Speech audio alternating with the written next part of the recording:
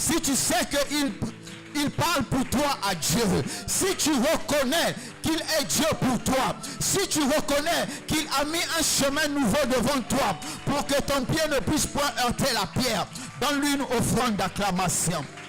Donne-lui cette offrande d'acclamation.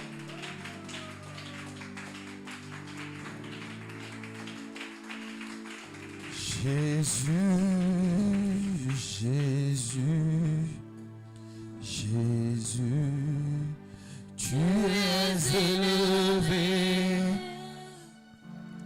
au-dessus de tout.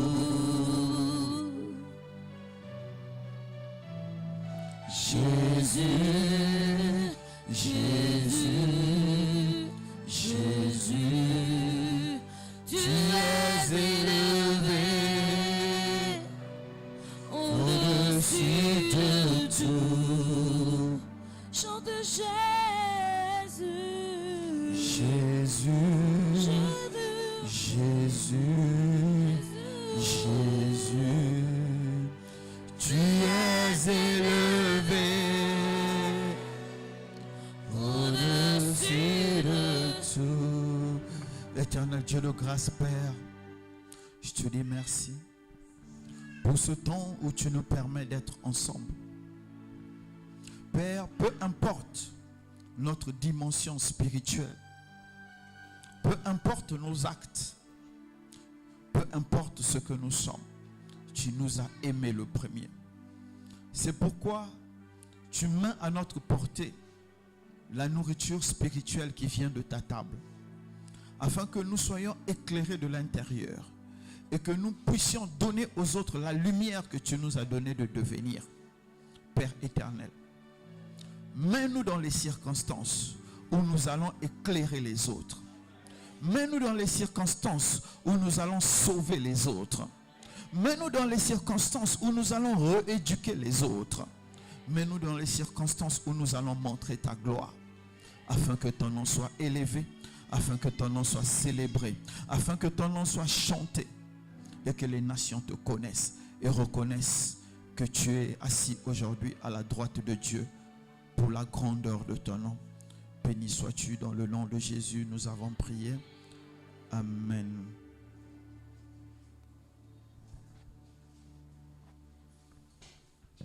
Amen. Nous sommes à notre troisième mercredi de prière qui a pour sous-thème comment gérer la pression sociale face à la promesse de Dieu. Amen. Amen. Amen. Bon, est-ce que je peux avoir le amen d'un homme vivant? Amen. Bon, je veux le amen d'un enfant de Dieu. Amen. Bon, je veux maintenant ton propre amen. Amen. Comment gérer la pression sociale face à la promesse de Dieu? Donc, nous allons d'abord avoir un petit temps d'enseignement. Aujourd'hui, c'est vrai, c'est sûr, je ne vais pas durer, c'est 30 minutes. Vous pouvez mettre le chrono, 30 minutes, et on va prendre le temps de prier. Amen. Comme c'est des mercredis de prière. En fait, quand on dit lever les seaux, enlever les seaux, c'est en fait, on dit des clés. C'est donner aux gens des clés pour leur permettre de pouvoir avancer dans leur vie. Amen. Donc, ce que tu écoutes, amen. Même Tobito écoute, elle a dit amen. Je disais, ce que tu écoutes, quand tu n'as pas compris, demande au Seigneur de t'expliquer. Ne va pas chercher des explications qui viennent de ton cœur. Souvent, ça fausse. Deuxièmement, quand tu écoutes, il faut demander au Seigneur comment faire pour mettre ta parole en pratique. Il n'y a que lui qui peut te montrer, parce que là où moi je mettrai la parole de Dieu en pratique, toi tu ne pourras pas, parce que nous ne rencontrons pas les mêmes challenges dans la journée et nous n'avons pas les mêmes challenges dans la destinée. Est-ce que je peux avoir le amen de quelqu'un? Nous allons partir dans nos Bibles. Je vous ai dit je ne vais pas durer, c'est 30 minutes. Prenons nos Bibles dans le livre de Genèse 15. Genèse 15, à partir de 1. Genèse 15, à partir de 1, on va lire jusqu'au verset 4. Après ces événements, la parole de Dieu fut adressée à Abraham dans une vision. Et il dit, Abraham, ne crains point, je suis ton bouclier. Dis à ton voisin, c'est mon bouclier. Et ta récompense sera grande. Il est ma récompense. Dis à ton voisin. Bon, si tu n'as pas de voisin, dis à la chaise là. Ah, tout ce qu'on crée a des oreilles, c'est ce qu'on m'a dit. Verset 2, Abraham répondit, Seigneur éternel, que me donneras-tu? Je m'en vais sans enfant, et l'héritier de ma maison, c'est Eliezer de Damas. Amen.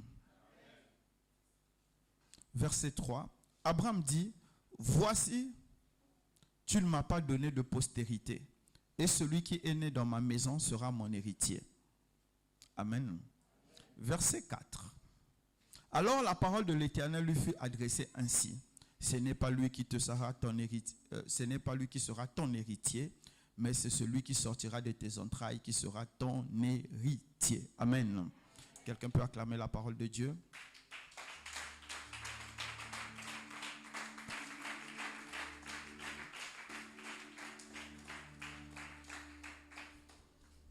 Mes frères et mes sœurs, quand nous lisons cette partie de la Bible, nous voyons que même Abraham, que nous avons appelé père de la foi, s'est retrouvé face à une pression sociale. Avoir un enfant, c'est une pression sociale. Et quelle était cette pression sociale?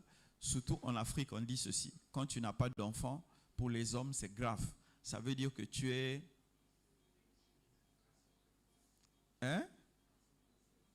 Garçon, princesse, ça c'est les termes d'aujourd'hui. On ne dit même pas que tu es stérile. On dit tu n'es pas vigoureux. Donc c'est sûr que toi et ta femme, vous dormez seulement. Voilà, c'est ce qu'on dit. J'essaie d'arranger les mots, quoi. Je ne veux pas trop être cru aujourd'hui. J'ai envie d'être simple. J'ai envie d'être simple. Amen. Donc, en fait, et à cette époque-là, la survie aussi d'une personne dépendait de la quantité d'enfants qu'il avait. Parce que plus tu avais des enfants, plus tu étais assuré d'avoir une grande richesse. Parce que les enfants, tu pouvais en avoir 10, 20, 30 et tu les envoyais au champ. Et ça te permettait d'avoir beaucoup de champs. Amen. Et même quand tu avais beaucoup de champs, quand tu avais plus d'enfants, tu avais plus de leaders capables de gérer tes champs, tes bétails et autres. Amen. Donc, qu'on le veuille ou non, avoir beaucoup d'enfants à cette époque-là était un signe que ça va chez toi. Et Abraham n'avait pas d'enfants. Jusqu'à 75 ans, c'est là où il s'est souvenu qu'il n'avait pas d'enfants. Donc, Abraham s'est dit quoi? Quand Dieu le visitait, Dieu l'avait souvent visité, et cette fois-ci, il attendait et il a dit à Dieu, assure-moi, Eliezer de Damas va être mon fils. Pourquoi Abraham se retrouve à dire cela? C'est ce qu'on appelle le désespoir. Même Abraham était désespéré. Amen. Parce que Abraham est resté jusqu'à 75 ans. La chose qui importait le plus à Abraham, c'était un enfant. Mais quand l'enfant ne venait pas, Abraham était désespéré. Il dit à Dieu, je m'en vais sans enfant. Amen. Je m'en vais sans enfant. Vous imaginez, bon, on dit qu'Abraham, lui, il était fort. Donc, peut-être à 75 ans, il était comme moi, donc il était encore vigoureux. Et il reste là, il dit à Dieu, hé Seigneur, donc tout ce que tu m'as fait comme promesse là, c'est blanc, c'est rien. Je vais partir et je n'aurai pas d'enfant. Le désespoir. La première chose que je vais te dire dans le désespoir, amen, c'est je vais te parler d'abord de la pression intérieure. La pression qu'il y a dans ta propre tête. Je vais être très calme, on va se comprendre. Amen. Vous savez, chacun de nous a une vision spéciale du monde. Que tu le veuilles, oui ou non, là, c'est ça. Ta vision du monde n'est pas ma vision du monde. Il y a des choses qui vont te faire mal, ça ne me fera jamais mal. Il y a des choses que tu vas aimer. Moi, je veux me demander comment on fait pour aimer cela. Donc, chacun de nous a une vision spéciale du monde. Mais ce que nous avons en commun, c'est que quand nous sommes désespérés, notre vision de nous-mêmes change. Amen. C'est quoi la pression intérieure? La pression intérieure, c'est le changement de ta vision face à toi-même et face au monde. Avant, quand Abraham marchait, dans sa vision du monde, il disait, je vais avoir des enfants, j'aurai une grande tribu et tout ça. Mais quand il était désespéré, il a changé sa façon de voir. Ce n'est pas que le monde autour de lui avait changé. Le monde autour de lui n'avait pas changé. Mais dans sa tête, ça avait changé. Amen. Quand dans sa tête, ça a commencé à changer, ce qui était beau est devenu vilain. Et ce qui était vilain est devenu beau. C'est ça la pression intérieure. Quand la pression intérieure monte, on perd l'objectivité. Amen. Regardez. Qui a déjà galéré ici au point où il n'a pas eu 1000 francs?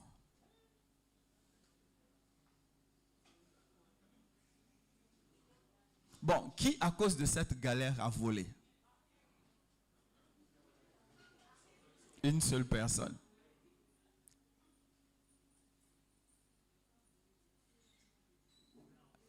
Les gars, ils vont commencer à donner des raisons à leur vol. J'ai emprunté, bref. Ok, ce n'est pas grave. Vous savez, sérieux, au moment où toi tu galérais, il te manquait 1000 francs. Il y avait quelqu'un la veille qui était allé en boîte de nuit, avait dépensé 1 million. Pendant que toi tu cherchais 1000 francs pour manger, il y a quelqu'un en boîte de nuit hier là seulement, il a dépensé 1 million. Il y a une autre personne, parfois, si tu comptes les maisons de chez toi, ça fait 5 ou 6. Il est là-bas avec 1 million, il se dit à qui je vais faire du bien. Mais toi tu es là, tu as faim. Amen. Il y a quelqu'un qui vient de découvrir à l'instant là qu'il est devenu milliardaire parce qu'on lui a envoyé une notification. On a dit, dans votre compte, il y a 1 milliard. Et il dit, yes, j'ai atteint ça. Toi, tu cherches 1000 francs. La pression intérieure n'a pas changé le monde, mais ça t'a changé toi. C'est à cause de la pression intérieure que les gens se suicident. Le monde autour d'eux ou autour de nous ne change pas. Mais c'est nous qui changeons notre lecture du monde. Et quand nous changeons notre lecture du monde, nous commençons à faire des choses que nous ne devons pas faire. Pourquoi les gens se suicident? Parce qu'ils changent leur lecture du monde. Il y a certains, au lieu de se suicider, ils changent de ville ou de pays. Ils se disent, ah, ici je galère trop, je préfère aller au Nigeria, là-bas, il y a presque 300 millions de personnes, je veux mieux m'en sortir. Amen.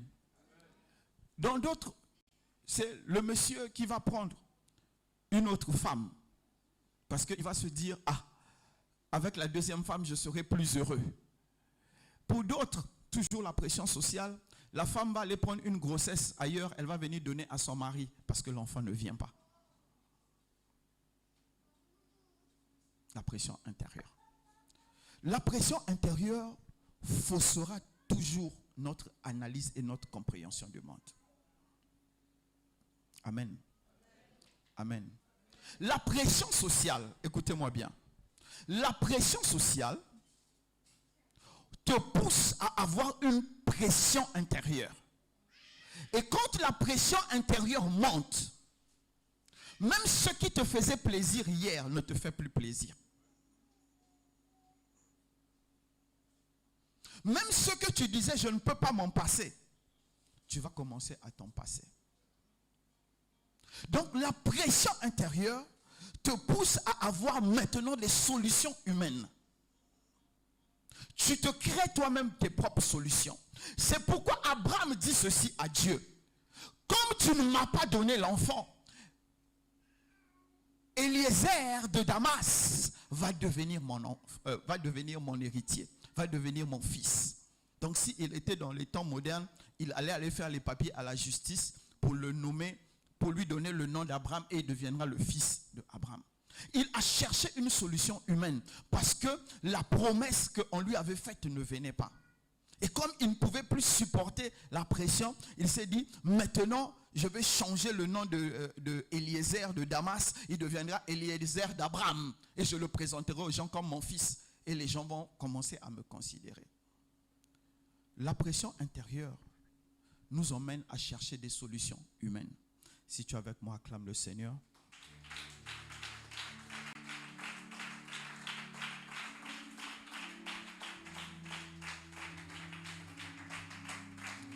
Comment gérer la pression sociale face à la promesse de Dieu? Amen. Je vais vous dire une chose. Ce n'est pas parce que Dieu t'a fait une promesse que tu ne vas pas traverser les temps désertiques. Parce que je sais que c'est l'évangile moderne. Tu n'auras pas à combattre. C'est totalement faux. Nous voyons ici dans la Bible, Abraham avait une promesse excellente. Mais Abraham a eu des moments de désespoir. Donc ce n'est pas parce que tu as reçu une promesse que tu n'auras pas des moments de désespoir. Pourquoi Dieu permet des moments de désespoir? Parce qu'il veut nous rendre forts mentalement. Merci pour le silence. Pourquoi Dieu permet des moments de désespoir? C'est pour réorienter notre regard. Merci pour le silence. Ou bien vous êtes tous devenus des scribes. Vous écrivez seulement.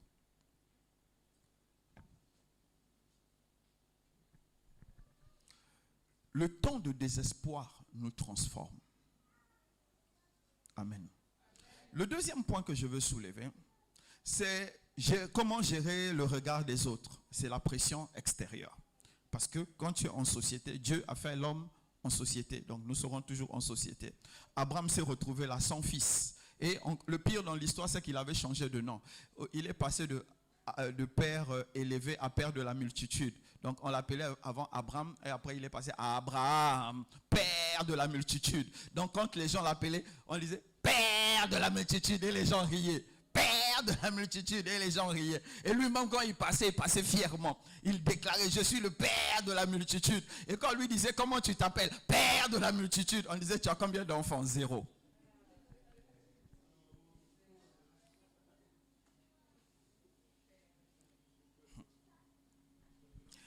Amen. C'est dur, hein? Gérer la pression externe. Le regard des autres. Je vais dire 2 choses seulement et je vais partir à la fin. Je vous ai dit, je ne vais pas durer. Je crois que j'ai fait déjà 15 minutes. J'ai dit, je vais faire 30 minutes seulement, je vais m'arrêter. Je vais dire seulement 2 choses. Vous savez, la première chose, c'est celle que j'ai l'habitude de dire. Tous ceux qui critiquent, tous ceux qui mettent la pression là, souvent n'ont pas un projet pour vous.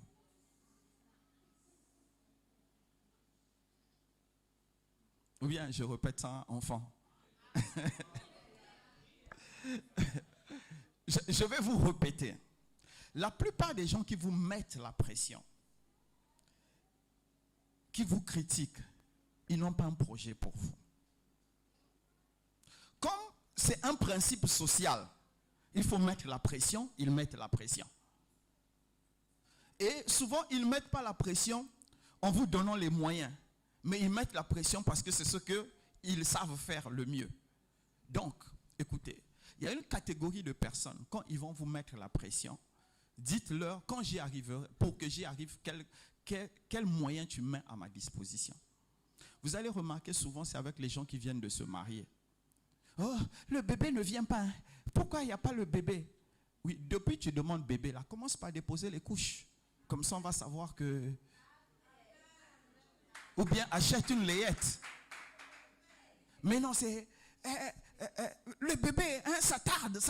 C'est comme si c'est toi qui vas acheter les couches. Et c'est comme ça les gens sont, en fait. Et comme nous ne comprenons pas nous-mêmes qui nous sommes.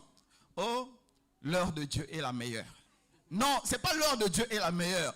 Avant que tu commences à me mettre la pression là, commence par m'emmener les couches. Quand je verrai tes couches, j'aurai la pression. Et ce n'est pas 4 couches. Dis les couches de toute l'année. Là, je vais savoir que tu mets la pression pour les bonnes choses. Mais si c'est 4 couches là, je peux acheter.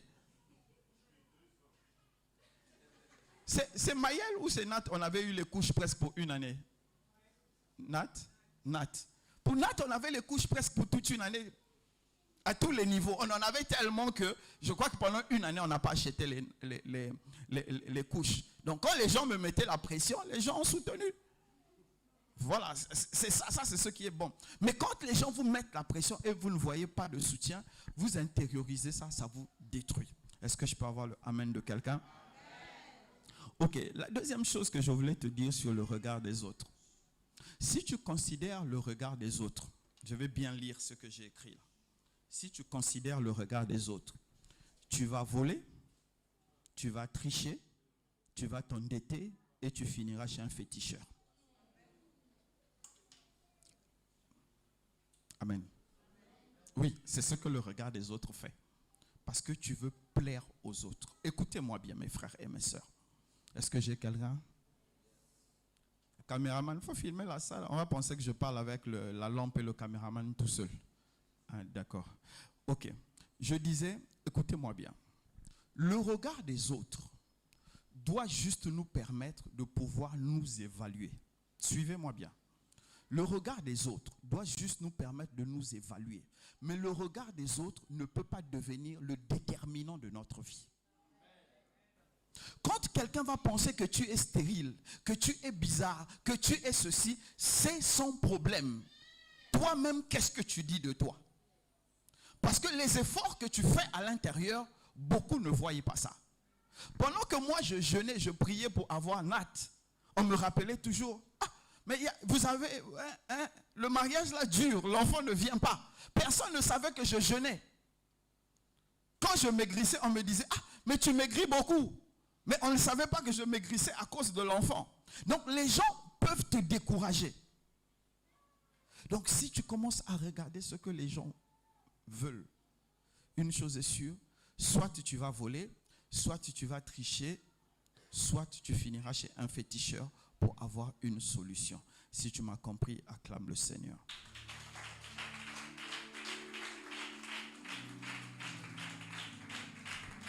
Je n'ai parlé que de la pression sociale. Maintenant, on a dit comment gérer la pression sociale face à la promesse de Dieu. Écoute-moi mon frère, écoute-moi ma soeur. Quand une personne a une promesse, la personne doit d'abord faire ceci. Comprendre c'est quoi cette promesse. Quelle est la nature de cette promesse. La deuxième chose que tu dois comprendre, c'est qui a fait cette promesse. Parce que se tenir sur une promesse, il faut savoir la promesse là m'apporte quoi. Et dans le cas d'Abraham, la promesse qu'il avait reçue, c'est ce dont il avait besoin. Il avait besoin d'un enfant et Dieu lui avait promis un enfant. Celui qui avait fait la promesse, c'est Dieu.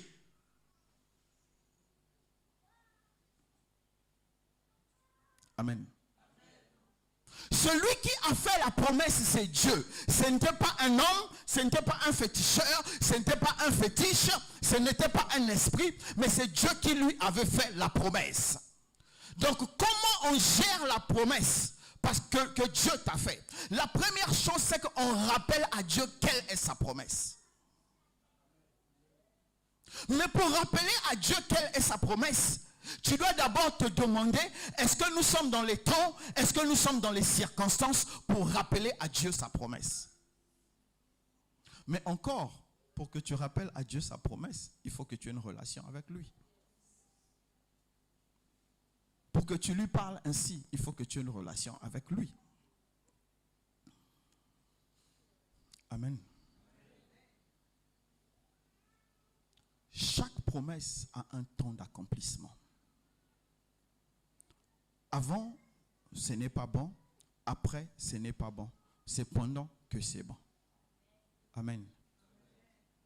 Jésus avait une promesse sur sa vie. J'ai fait un long texte que j'avais publié sur notre forum. Jésus avait une promesse sur sa vie. Et il a attendu jusqu'à 30 ans avant de commencer le ministère. Amen. Et pendant ces 30 ans, il a eu sûrement des moqueries. Comme les femmes parlent beaucoup, sa mère devait dire aux mères les autres, Jésus, c'est un ange qui est venu me voir. Et quand on voyait la vie de Jésus, on disait, celui que l'ange a annoncé, il est médiocre, hein? Il est moyen, il n'était pas spécial.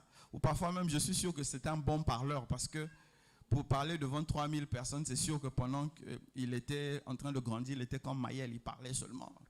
Donc les gens disaient, oh, son enfant-là, c'est un parleur. Et c'est quand il a explosé, ils ont compris que la promesse de Dieu était réelle dans sa vie. Mon frère, ma soeur, la seule manière de pouvoir gérer la promesse de Dieu, de gérer la pression sociale face à la promesse que Dieu t'a faite, c'est de connaître Dieu. Quand tu connais Dieu, tu sais que au moment choisi, ce qu'il a promis, il va l'accomplir.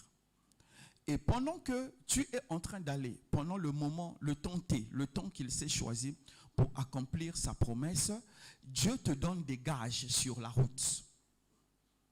Ces gages-là, c'est ce que Dieu a donné à Abraham. Il a fait passer Abraham à Abraham pour dire la promesse que je t'ai donnée est en train de continuer à marcher. Et il a dit à Abraham, parcours cette terre-là, c'est celle que je donnerai à tes enfants. Donc il était en train de préparer Abraham à devenir père de la multitude et à voir la promesse de Dieu s'accomplir.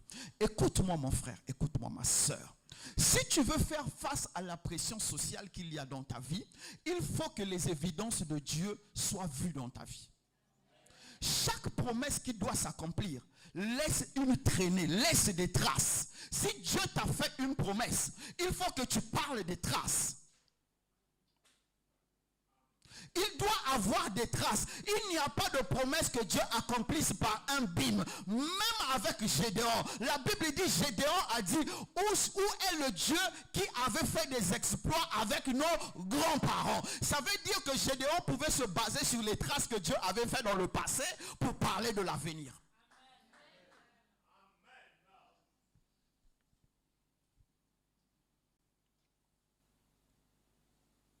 Quelqu'un peut acclamer le Seigneur?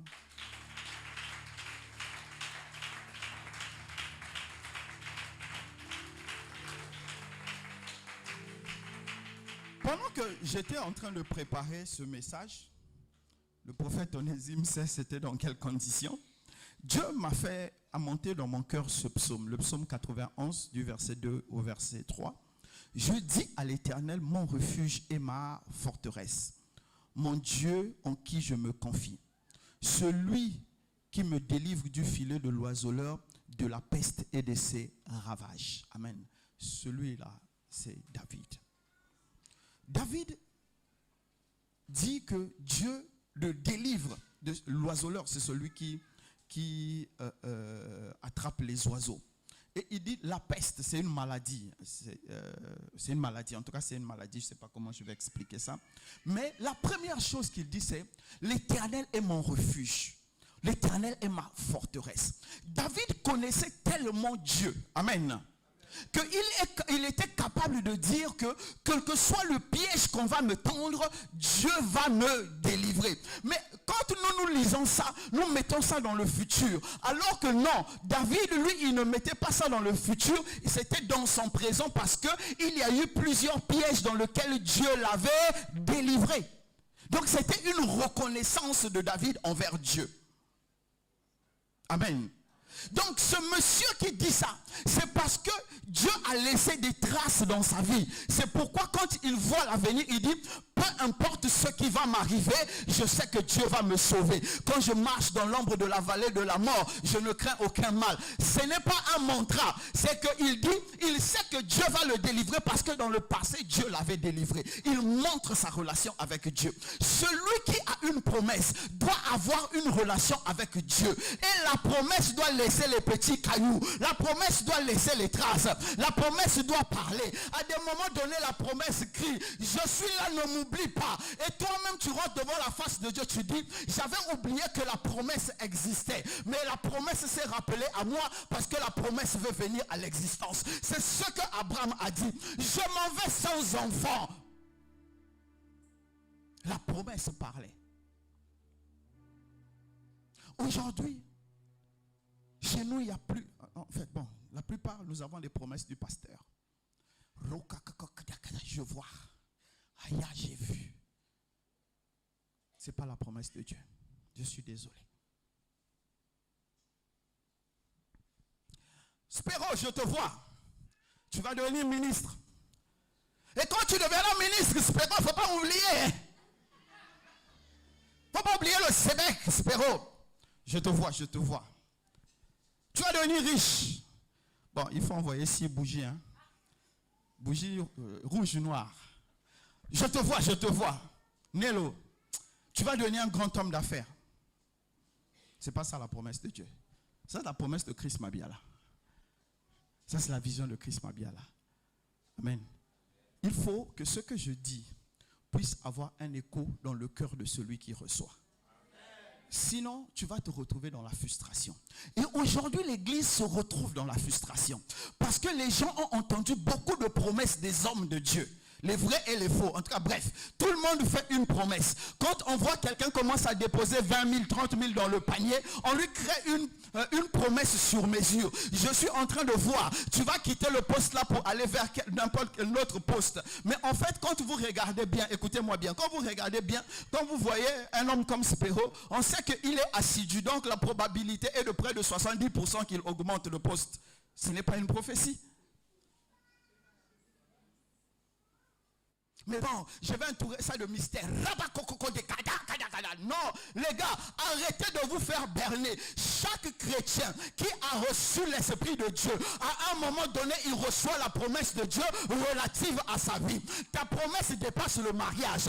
Ta promesse dépasse le travail. Ta promesse dépasse la voiture. Ta promesse, c'est accomplir quelque chose de grand pour la grandeur de Dieu. Pour que le nom de Dieu soit élevé. C'est ça la promesse de Dieu. Maintenant, le mariage, la voiture, l'élévation, ce sont des choses qui vont accompagner la promesse. C'est pourquoi quand je vais parler de Spéro ou de Nello, de Ornel, de Nello, ça c'est pour nous, entre nous. Quand je vais parler de ça, à un moment donné, Spéro va voir qu'on le change de poste. En ce moment, il se dit, la promesse a commencé à se mettre en marche.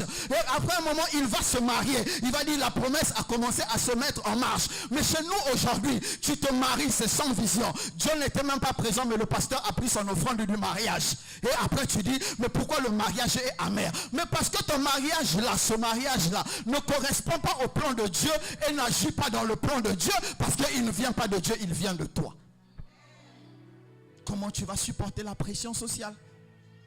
Vous savez, quand tu as un mariage qui vient de Dieu, la femme ou l'homme que tu épouses t'accompagne dans l'accomplissement de la destinée.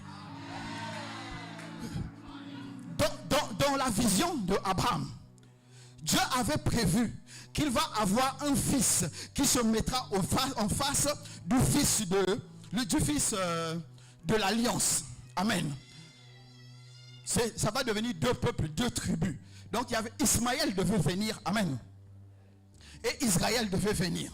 Ismaël devait venir avec tous les gens que nous connaissons là.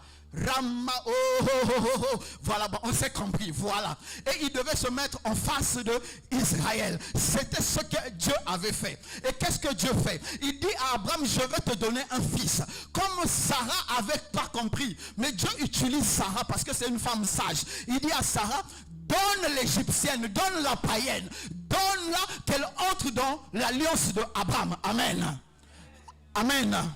Et elle dit, mais écoute, Dieu t'a fait une promesse. Prends cette femme-là et fais un enfant avec elle pour que moi aussi mon nom soit relevé. Et Abraham prend la femme, il enceinte la femme. Amen. Amen. Suivez-moi, vous allez comprendre ce qui se passe. Amen. Et il enceinte la femme. Agar, l'égyptienne. À un moment donné, il chasse l'égyptienne avec son enfant. Bref, vous connaissez l'histoire. On se dit, mais attends, mais comment Sarah, femme sage, va décider de donner à son mari l'esclave qui est païenne pour qu'elle fasse des enfants? Écoutez-moi, Ismaël, amen. Ismaël est la préfiguration. Je peux? On change de niveau, je peux? Ismaël est la préfiguration des païens. Aucun païen n'avait droit à l'alliance. Amen. Mais à partir du moment où le père, donc Abraham, couche avec Agar, donne un résidu, Abraham ajoute à son alliance les païens. Jésus était venu pour les Juifs. Mais comme Dieu avait déjà préfiguré, à cause de Abraham, il a dit, toutes les nations seront bénies en ton nom. Donc si Sarah n'avait pas donné l'esclave, nous ne serions pas ici aujourd'hui, parce que nous ne sommes pas dans l'alliance d'Abraham. Mais à cause de la préfiguration, Dieu nous a ajoutés. Vous comprenez maintenant comment Sarah était la femme de l'alliance. Le mariage devait servir à quelque chose. Tous deux ont montré la gloire de Dieu. Mais nos mariages aujourd'hui, en tout cas, que Dieu nous bénisse. Beaucoup de mariages aujourd'hui sont devenus, lorsque je marche dans la vallée de l'ombre du mariage qui ne marche pas, Seigneur, donne-moi ta force. Ça va aller. Ce que tu as soulevé, tu vas porter. Moi, je peux continuer. Oui, on sait comment ça fonctionne. Au bout de 6 mois, le goût est fini. Vous savez, le chewing-gum, c'est 10 minutes, non? Après, ça devient juste du plastique qu'on mâche pour faire exercice de mâchoire. Il y a des mariages qui sont comme ça. C'est devenu exercice de mâchoire. Ça va aller. Bon, je vais finir par là. J'avais dit 30 minutes. Je crois que j'ai dépassé les 30 minutes. Et le deuxième passage que Dieu m'a donné, c'est celui-ci. Hébreux 11, 6. Or, sans la foi, il est impossible de lui être agréable. Je n'avais pas encore compris jusque-là. Car il faut que celui qui s'approche de Dieu croit qu'il existe et qu'il est le rémunérateur de ceux qui le cherchent. Quand Dieu m'a donné ce passage, la première partie, je n'avais pas compris. Mais la deuxième partie, j'ai compris ceci. Quand les gens qui sont en face de toi te mettent la pression, quand la société te met la pression, toi, tu dois faire quoi? Tu dois te tourner vers lui. Tout à l'heure, je suis allé quelque part avec le prophète Onésime et il m'a parlé d'une situation et il me dit comment je pensais tout ça. Moi, je lui ai juste dit, tu vas trouver ça bizarre. Mais ma manière de fonctionner, parce que ce n'est pas votre façon de fonctionner. Je lui ai dit, peu importe la qualité de la promesse que quelqu'un va me faire, ou quelqu'un me fait, je regarde toujours à Dieu. C'est Dieu qui va me dire si ça va s'accomplir ou ça ne va pas s'accomplir. Ce n'est pas un homme. Donc si la promesse est importante, je regarde à Dieu. Je dis, Seigneur, est-ce que la promesse vient d'abord de toi? Si ça vient de toi, est-ce qu'elle va s'accomplir? Oui, elle s'accomplira quand? C'est comme ça que je fonctionne. Je ne m'attache pas à une promesse parce qu'une personne me fait une promesse. Parce que j'ai décidé de protéger mon cœur. Chaque fois que tu t'attacheras aux promesses que les gens vont te faire, souvent il y a la désillusion. Après la désillusion, il y a la colère. Après la colère, il y a la haine. Et ça, j'ai refusé. C'est pourquoi je te dis, chaque fois que tu seras face à la pression sociale, cherche le rémunérateur de ta foi, celui qui paye ta foi. C'est à lui que tu vas chercher, c'est vers lui que tu vas te tourner. Tu vas dire, Seigneur, j'ai mis ma foi dans la promesse que tu m'as donnée. Est-ce que cette promesse c'est pour mon époque ou bien c'est pour l'époque de mes enfants? Parce qu'il y a des promesses, tu vas voir ça venir mais tu ne toucheras pas ça. Posez la question à Moïse. Il y a des promesses qui paraissent simples. Et tu vas te dire, mais Seigneur, pourquoi tu n'accomplis pas ça? Tu verras que ça va bien s'accomplir dans ton enfant et rapidement. C'est pourquoi la seule solution que moi j'ai face à la pression sociale, c'est chercher Jésus. C'est interroger ma relation avec Jésus. Chaque fois que je suis devant une désillusion, j'interroge Jésus. Bon, je ne veux pas vous dire que je suis face à la déception, parce que ça là, moi, je ne connais plus ça. Avant, j'étais nerveux. Mais maintenant, c'est fini. Je ne connais plus la déception. Parce que quand tu as fini de parler, là, ou quand quelqu'un a fini de parler, j'ai posé la question à Dieu. Pendant que toi, tu traînes les pieds là, je sais que tes pieds n'arriveront pas. Moi, je suis zen. Je ne veux pas dire, il m'a menti. Je dis, non, c'est Dieu qui l'a empêché de venir. Parce que ce que tu allais emmener, peut-être ça ne va pas vraiment me bénir. Ou ça ne va pas m'aider. C'est pourquoi je n'ai plus de déception. Mais face à la déception, il est la solution. Il est le rémunérateur de notre foi. Il est ma forteresse. Il me délivre du filet de l'oiseleur. Qui peut mieux que Jésus te protéger? Qui peut mieux que Jésus te parler? Qui peut mieux que Jésus te consoler? Qui peut mieux que Jésus te garder? Mon frère, ma soeur, il y aura papa, il y aura maman, il y aura un frère. Il y aura des gens qui vont te dire non, ça va aller. Mais quand lui, il va entrer dans ton jeu, quand lui, il entre dans l'équation, tout ce qui était mauvais, il annule cela. Les effets qui allaient te détruire, il bloque cela parce qu'il a un plan pour toi. Mais pour que ce plan se déroule, il faut que tu aies la foi. Face à notre société qui va très vite, où les antivaleurs sont en train d'augmenter, la seule solution que nous avons, c'est que Jésus puisse venir dans la vie de chacun et agir au quotidien. Et cela est possible. Si David a dit que Jésus a agi dans son quotidien, si Paul a dit que Jésus a agi dans son quotidien, Jésus peut encore agir aujourd'hui dans ton quotidien. Même si à un moment donné, Abraham a été désespéré. Même si Paul a eu 40 coups moins 1. Mais ils n'ont pas changé leur regard sur Jésus parce qu'ils savaient qu'à la fin, ils vont réussir. Peu importe le nom du désespoir. Peu importe la hauteur du désespoir. Peu importe la profondeur du désespoir. Jésus est la solution. Jésus est la solution.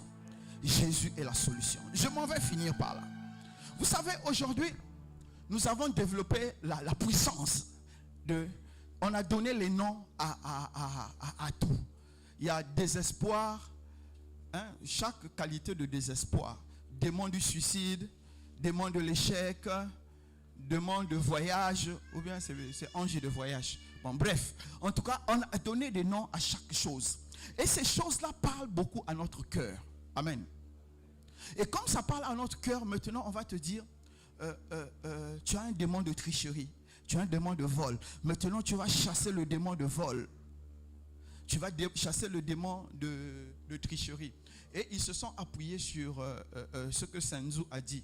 Pour détruire ton ennemi, il faut le connaître. C'est la technique de Sun Tzu dans l'art de la guerre. Donc il faut détruire l'ennemi, il faut le connaître.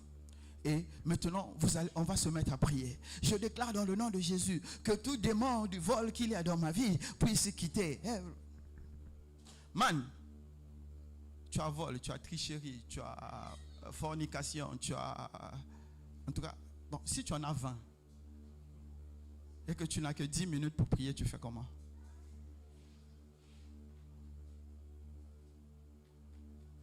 Hein? Tu voles, tu triches, tu accuses, tu hais. Tu es méchant, tu es stérile, tu n'es pas marié, tu n'as pas de travail. Ah. Vraiment, toi, chaque fois que tu as prié, tu dois passer au moins 1 heure. Pour que tu sentes que tu as prié. Non, ce n'est pas ça. Quelle que soit la pression, quel que soit le nom de la pression, quelle que soit la profondeur de la pression, quelle que soit la hauteur de la pression, quelle que soit la dimension de la pression, une chose est sûre, celui qui t'a choisi a dit je ne t'abandonnerai pas, je ne te délaisserai pas. Peu importe la quantité des ennemis, peu importe la quantité de haine, peu importe la quantité de calomnie, celui qui t'a choisi a dit je t'ai aimé le premier et je t'ai mis à part, je t'ai lavé avec mon sang pour que tu puisses participer à mon alliance et que là où je suis, que toi aussi tu viennes. Il y a une seule chose, c'est Jésus et rien d'autre. Il ne nous a pas appelé à prier contre les démons, mais il nous a demandé de croître dans la connaissance du Christ. Plus nous allons croître dans la connaissance du Christ, plus nous allons voir sa main agir dans nos problèmes. Parce que Dieu répond à la relation. Ayez une relation avec Jésus. N'ayez pas une relation de prière avec les démons. Ayez une relation avec Jésus. Écoute, Seigneur Jésus, je viens de me lever. Est-ce que tu m'as vu debout? Comme tu m'as vu debout, garde-moi debout parce que j'ai des enfants qui dépendent de moi. C'est ça l'alliance. Seigneur Jésus, tu m'as vu me lever aujourd'hui. Je ne me suis pas encore marié. Je dois être la femme de quelqu'un qui va t'adorer, qui va te bénir parce qu'il a eu une bonne femme. Là, le Seigneur dit, ça je dois protéger parce que c'est des prières qui sont devenues rares. Est-ce que j'ai quelqu'un? Est-ce que j'ai quelqu'un? Est-ce que j'ai quelqu'un? Non. Seigneur Jésus, tu sais, quand tu vas m'élever pour ton œuvre, pendant 1 an, je donnerai la moitié de mes revenus. Là, il dit, hein, tu as dit quoi? Tu donneras quoi? Oh, les anges, activation de l'élévation. C'est pas non. Je déclare dans le nom de Jésus, tout démon qui empêche de grandir, mais ce qui t'empêche de grandir, c'est ta relation avec Jésus qui n'est pas bonne. Il faut avoir une bonne relation. Il y a des prières quand tu élèves ça. Jésus même t'arrête. Tu dis, oh Seigneur, maintenant à partir d'aujourd'hui, tout ce que je veux recevoir pendant 6 mois, je vais te donner ça. Tout, je te donne tout. Lui-même il t'arrête. Il dit, non, je n'ai pas besoin de tout. Donne-moi le quart, ça va suffire. Tu sens que tu as une relation parce qu'il te parle.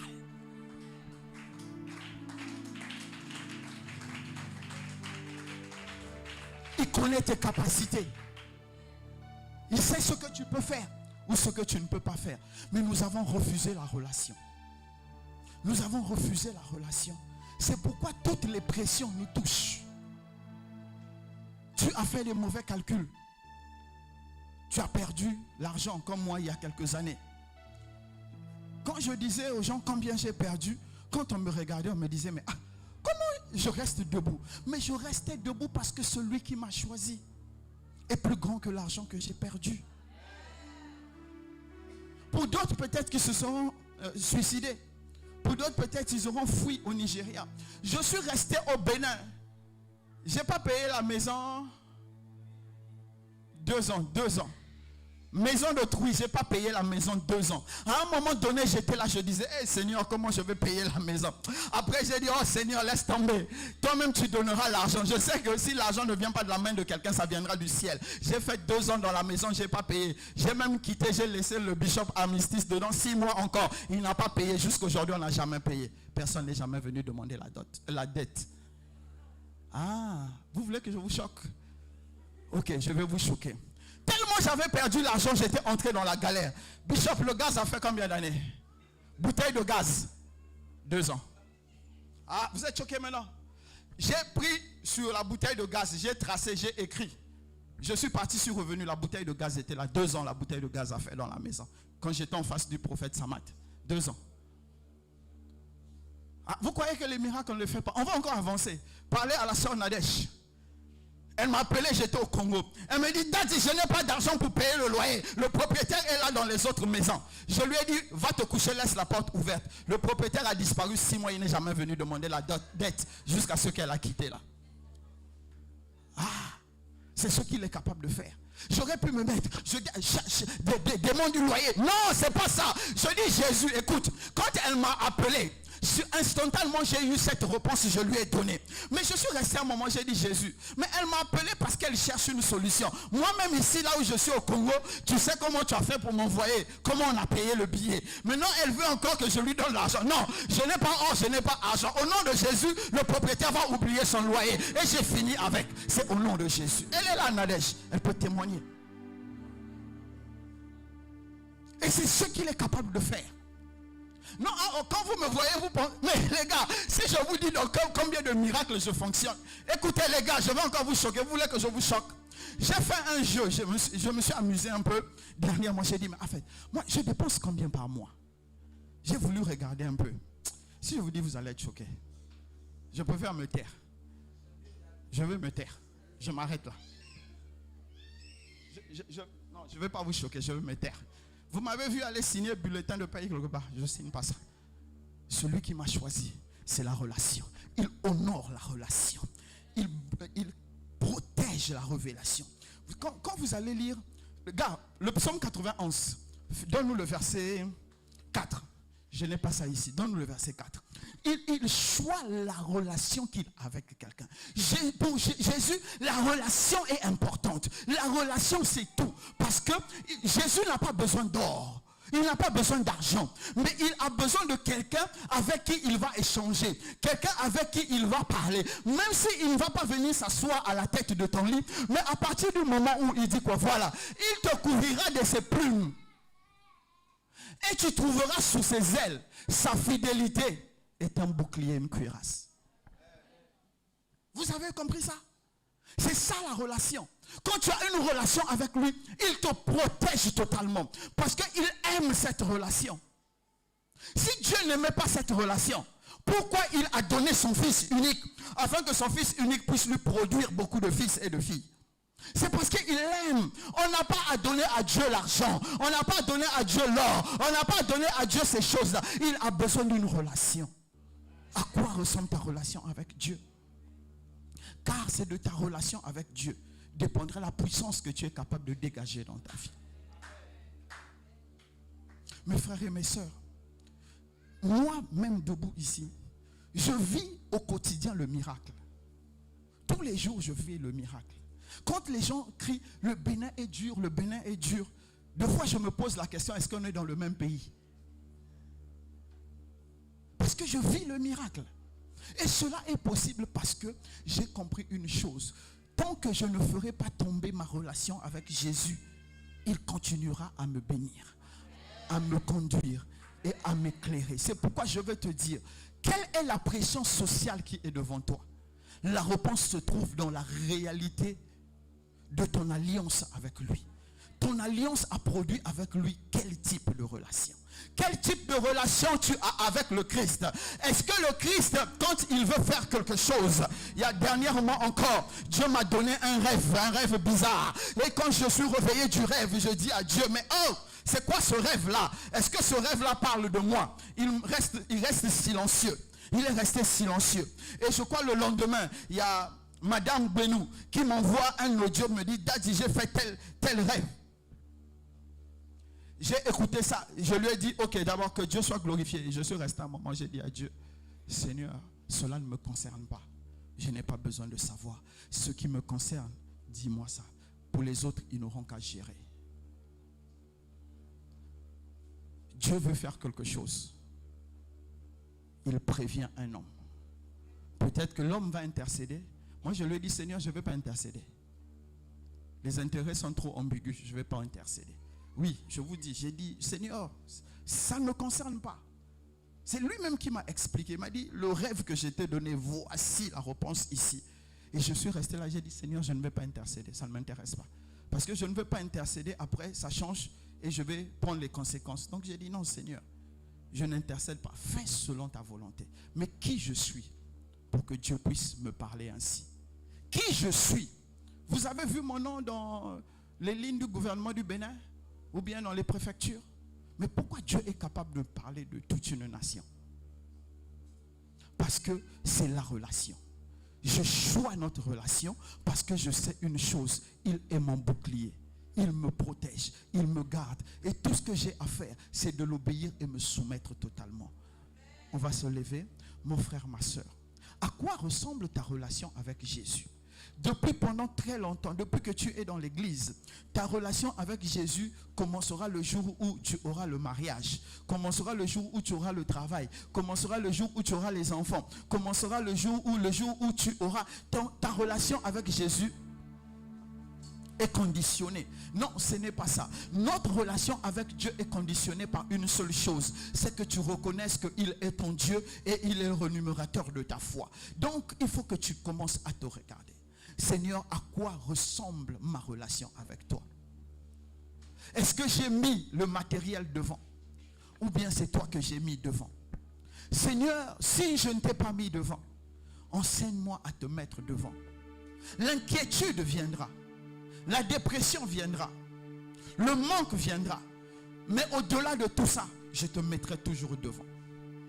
Je te mettrai toujours devant. Commence à parler à Dieu.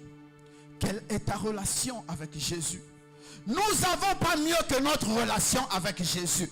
Tu ne peux pas avoir mieux que ta relation avec Jésus. Même quand tu auras la puissance de chasser tous les démons du monde, ta relation avec Jésus est mieux que tout. Même quand tu seras élevé, devenu président d'une république, ta relation avec Jésus doit être mieux que tout. Même quand tu seras plus riche que Bill Gates ou Dangote, ta relation avec Jésus doit être plus grande. À quoi ressemble ta relation avec Jésus? Car c'est lui qui te protégera du filet de l'oiseleur. C'est lui qui te protégera de la pression sociale. Car sa promesse marche vers l'accomplissement. Comme pouvait dire Habakkuk, je me tiens à mon poste. Est-ce que tu es à ton poste pour voir jusqu'à ce que la promesse de Dieu va s'accomplir? Mon frère, ma soeur, commence à te parler à toi-même. Fais-toi face à cet instant et commence à te parler. Dis, Seigneur, est-ce que je suis venu te voir parce que je veux ta solution? Ou bien je suis venu te voir pour approfondir notre relation? Peu importe la qualité de notre relation passée, à partir de ce soir, je veux une meilleure relation avec toi. Commence à te faire face. Sois sincère avec toi. Car il n'y a aucun démon qui résiste à quelqu'un qui a une bonne relation avec Jésus.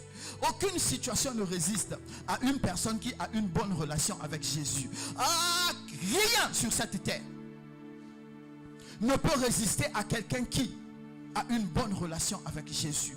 Car partout où tu iras, il sera avec toi. Et Joseph nous le démontre. Même en prison, il était capable de pouvoir interpréter le rêve. Dieu était avec lui.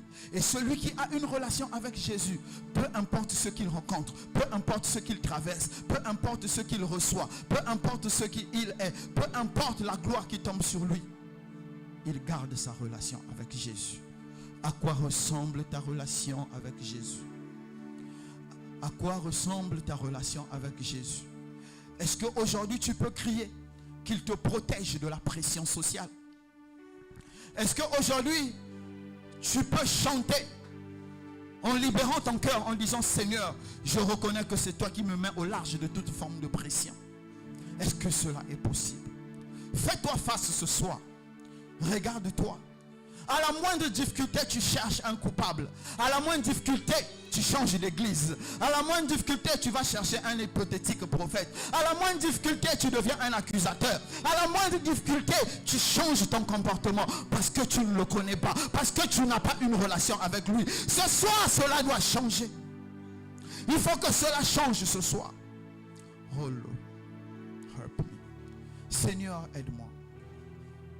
Seigneur, aide-moi.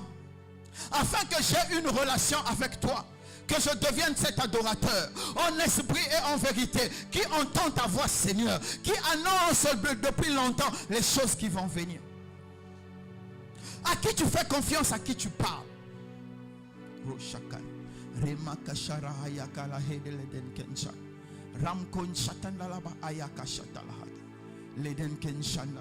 Fais face à ta conscience. Fais face à ton esprit. Fais face à ton âme. Fais face à toi-même et commence à te parler avec vérité. Sors de l'hypocrisie et du mensonge. Parle-toi avec vérité. Quel type d'adorateur es-tu?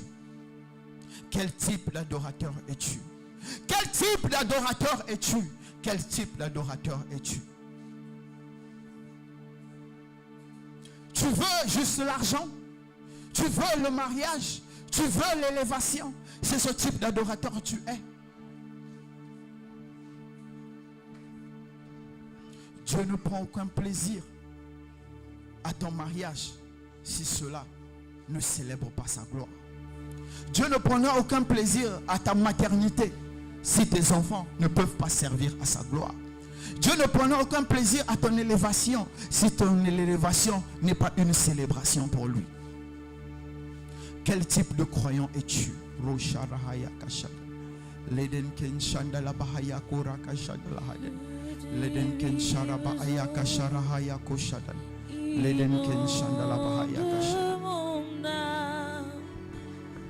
Que ton Saint-Esprit vienne et prenne le contrôle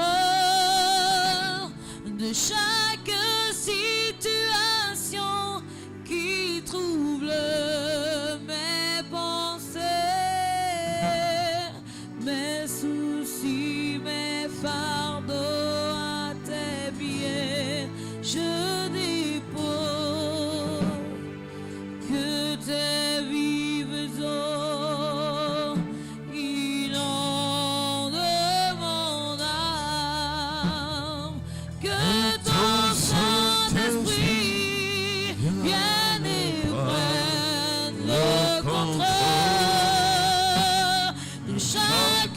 situations qui troublent mes pensées,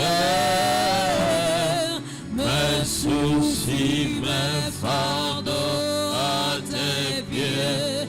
Je que tes vives eaux, Est-ce que tu peux te tenir debout sur tes pieds? Lève-toi s'il te plaît. Lève-toi, tiens-toi sur tes pieds.